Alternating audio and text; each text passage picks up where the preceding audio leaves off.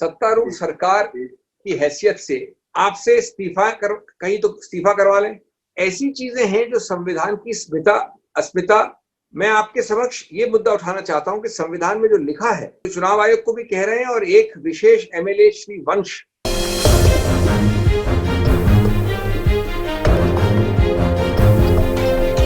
सत्तारूढ़ सरकार की हैसियत से करीब करीब हर प्रदेश में जिस प्रकार के कारनामे किए हैं सत्तारूढ़ सरकार और सत्तारूढ़ पार्टी की हैसियत से, वो अत्यंत दुर्भाग्यपूर्ण है गणतंत्र के लिए और संविधान के हर स्पिरिट के विरुद्ध है।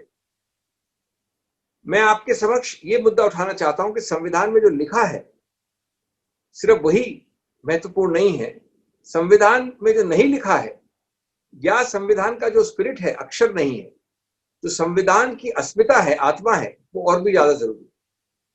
इसमें हमने जो चुनाव आयोग को भी कह रहे हैं और एक विशेष एमएलए श्री वंश के विषय में आपको बता रहे हैं, 4-5 चीजें दर्शित होती हैं सत्तारूढ़ बीजेपी द्वारा, सत्तारूढ़ गुजरात सरकार द्वारा। के भ्रष्टाचार से लिप्त कर दिया इन्होंने इलेक्टोरल प्रोसेस, चुनाव की प्रक्रिया। जहां भी उनको थोड़ा भी अंदेशा होता है कि हम एक किसी व्यक्ति को और तोड़ के बना दें, आडंबर के आधार पर, सच्ची नहीं आडंबर के आधार पर बनाई हुई बहुमत बना लें, तो करप्ट प्रैक्टिसेस एक पहला फैसेट है।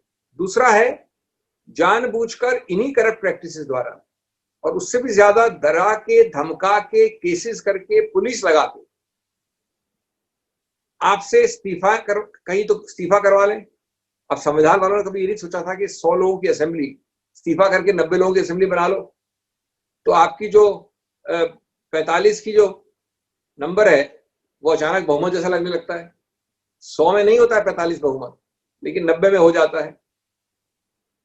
तो ये ऐसी चीजें हैं जो संविधान की अस्मिता और प्रेरणा, उसकी आत्मा, उसके स्पिरिट को समझ के आती है।